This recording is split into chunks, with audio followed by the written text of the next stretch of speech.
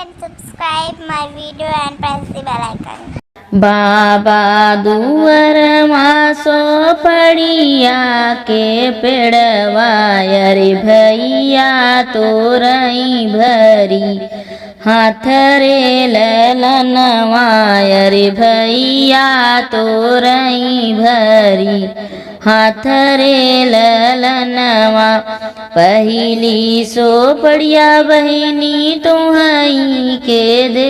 बैरे अरे मोरे घरे परल विवाह रे ललनवा अरे मोरे घरे परल विवाह रे ललनवा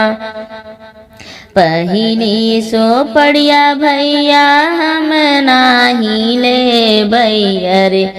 मोरे पड़ा देवरा बियाह रे ललनवा अरे मोरे पड़ा देवरा विवाह रे ललनवा तोहरे त हवे भैया एकम दुई जिया अरे हमरे दुई जिया के चादरे ललनवा अरे हमरे दुई जिया के चादरे ललनवा अब तो बहिनी गर्भ बोलिया बोलू अरे अब जीन जो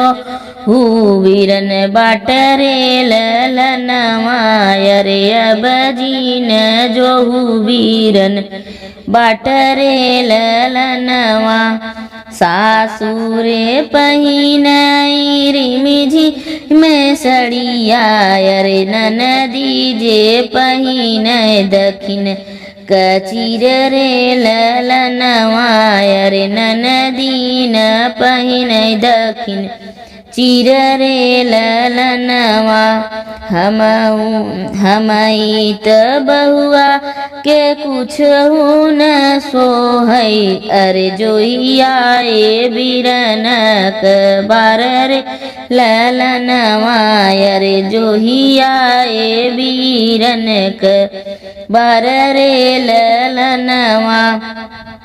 आई के भैया पलंग चढ़ी बैठई अरे ढूढ़े लागे बहिनी के आसुरे ललनवा अरे ढूढ़े लागे बहिनी के आसुरे ललनवा